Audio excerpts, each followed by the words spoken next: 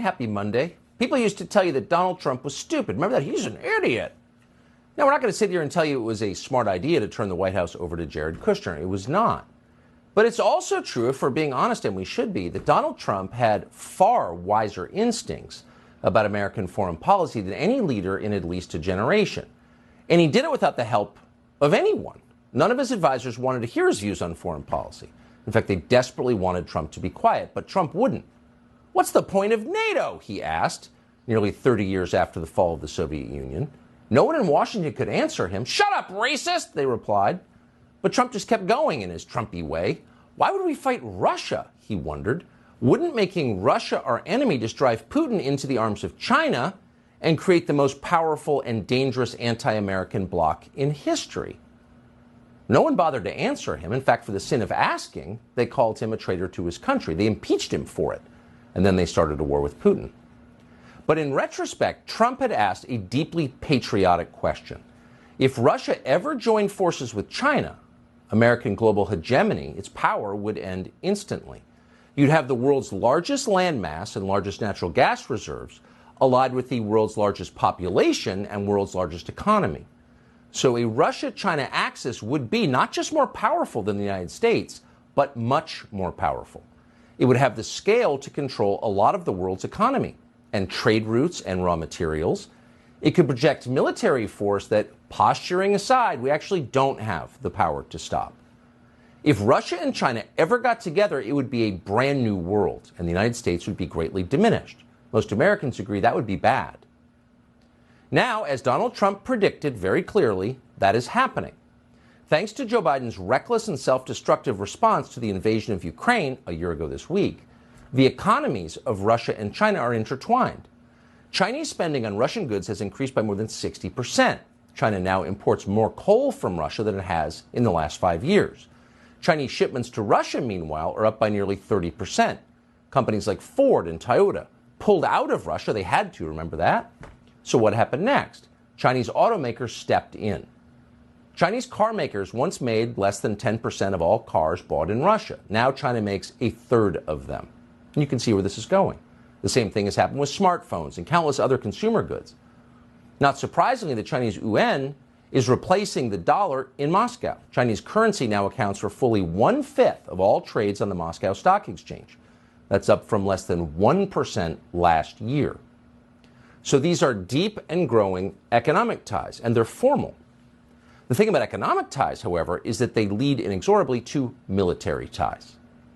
So it shouldn't surprise you that China is actively helping Russia in the war against NATO, which we are leading. In other words, the country with more ships than any navy in the world has united with the country that has more nuclear-armed ICBMs than any country in the world to fight us through proxy in Ukraine. Well, that's scary. And the thing is, everybody involved seems to know it's scary and just how scary it is. Our leaders understand that their push for total war with Putin, which is unnecessary, could lead to the destruction of the West. They know that, but they're doing it anyway. In an interview with a German newspaper today, the Ukrainian President Zelensky casually mentioned that, oh, by the way, the entire world may soon go up in flames. Quote, if China aligns itself with Russia, there will be a world war. There will be a world war? If China aligns with Russia? Who could say something like that calmly? Since, as we just told you, China is aligned with Russia. It's already happened. That's not speculation. It's a fact. And as a result of that fact, according to Zelensky himself, hundreds of millions of people will die. No big deal, as long as we take Crimea. This is a very dark way of thinking. Zelensky himself is a very dark force. That is obvious if you watch him. It is unmistakable. Who could not see that? This man is a destroyer. He banned a Christian faith in his country and arrested nuns and priests. Oh, but he's a hero, claim our leaders, from Chuck Schumer to Mitch McConnell. No, Zelensky is not a hero. He is an instrument of total destruction. That is not a defense of his enemies. It's just true. And maybe that's why Joe Biden is drawn to him. Biden landed in Kiev today to promote another world war. Watch.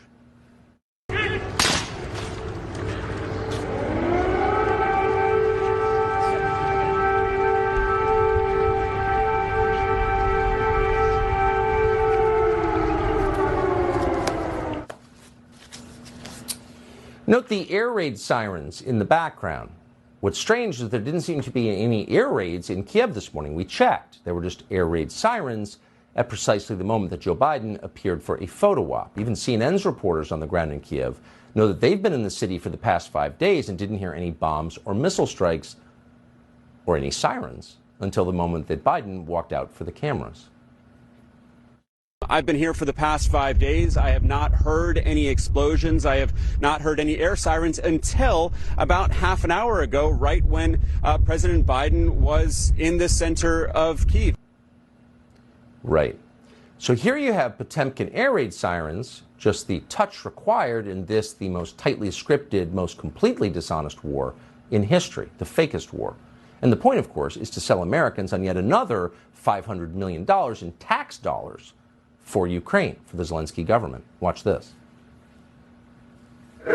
We've committed nearly 700 tanks and thousands of armored vehicles, 1,000 artillery systems, more than 2 million rounds of artillery ammunition, more than 50 advanced launch rocket systems, anti-ship and air defense systems, all defend Ukraine, and that doesn't count the other $500 million we're announcing with you today and tomorrow. That's going to be coming your way. And that's just the United States in this piece. Can anyone see how dark and crazy this is? Truly crazy? Yes, many Americans can see how dark and crazy it is. Look at the numbers.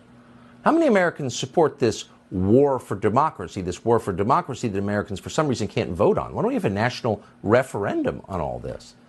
As long as we're leveling a country on behalf of democracy, it might be nice to try democracy here, but no. It's all so grotesque. It defies imagination, really. But imagine if you were watching all of this spectacle from your home in East Palestine, Ohio, a home that is still stinking of chemicals you can't identify. So here you have the President of the United States personally visiting a corrupt foreign autocrat to announce $500 million more in your tax dollars to go to Ukraine. Meanwhile, you, stuck in some lost and forgotten part of Ohio, the state that helped build this country, have a mushroom cloud over your city. The animals are dying, the water is glowing. And yet, for more than 2 weeks after all of this started with the famous train derailment, FEMA and the Biden administration have refused to provide any kind of financial assistance to you. East Palestine still hasn't even gotten a visit, a token visit from Joe Biden's token transportation secretary, Mayor Pete. And after 2 weeks, people in East Palestine are starting to notice. Watch.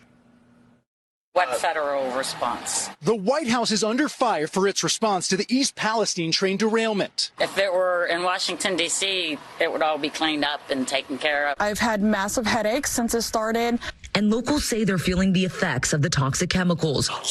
East Palestine resident Melissa Blake says 2 days after the toxic train derailment, doctors diagnosed her with acute bronchitis from chemical fumes. It's hard to breathe. My chest is always tight, the coughing. I'm 53. I've had 2 headaches in my life, and I feel like I've had one every day since the controlled burn. My kids will never go play in our backyard again, which makes me very sad. Now it's never going to be safe for them, in my eyes. Today, families like the Bayless lined up for a $1,000 check per person. Is $1,000 enough? Probably not.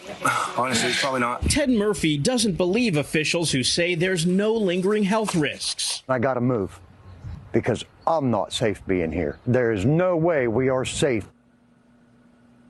But nobody cares, and they know that in East Palestine. But the contrasts are becoming too sharp and obvious. The American border versus the Ukrainian border. One doesn't matter at all. In fact, it's racist. The other is so important we'll risk nuclear war to protect it. Aid to Zelensky, unaudited, God knows where it's going. Nobody seems to care. And aid to East Palestine. We just can't afford it. Unfortunately, people you just are not Ukrainian. So Joe Biden is not interested enough to visit. Unfortunately, no one in East Palestine thought to pay Joe Biden's son $80,000 a month. If someone had done that, someone had been wise enough to pay off the Biden family 8 years ago, things would be different. Here's how Joe Biden might talk to them now. And it's going to deliver much needed humanitarian assistance as well as food, water, medicine, shelter, and other aid to Ukrainians displaced by Russia's war. and provide aid for those seeking refuge in other countries from Ukraine. It's also going to help schools and hospitals open. It's going to allow pensions and social support to be paid to the Ukrainian people so they have something in their pocket. So not everything that winds its way through Congress is of equal importance. Most legislation in Congress means nothing in the long term. Nuclear war means everything in the long term. So what's the issue on which both parties seem aligned? Oh, the issue that matters. So there is no opposition party. Both parties seem to agree that the administration that shot down weather balloons with $400,000 heat-seeking missiles is capable of navigating an incredibly complex conflict in Eastern Europe where the stakes are existential. No problem. We can pull this off. Everybody involved is Winston Churchill. No one on the Republican side seems outraged on a gut level that the President of the United States is personally visiting an autocrat in a tracksuit in Kiev while he ignores the exposure of thousands of American citizens to toxic chemicals we can't identify. So Republicans in the Senate have a leader. You might be interested in what he thinks is important. Here he is. I'm going to try to help explain to the American people that defeating the Russians in Ukraine is the single most important event going on in the world right now. It will save us an enormous amount of money down the road if the Ukrainians can succeed. They're not asking for any of our personnel. They're asking us for financial help. So the thing is, that's not rhetoric. Mitch McConnell believes what he just said. I'm going to help explain. You couldn't help explain how to get from here to the nearest gas station. You're beyond the ability to explain. And you're way beyond the ability to lead the opposition in the United States Senate.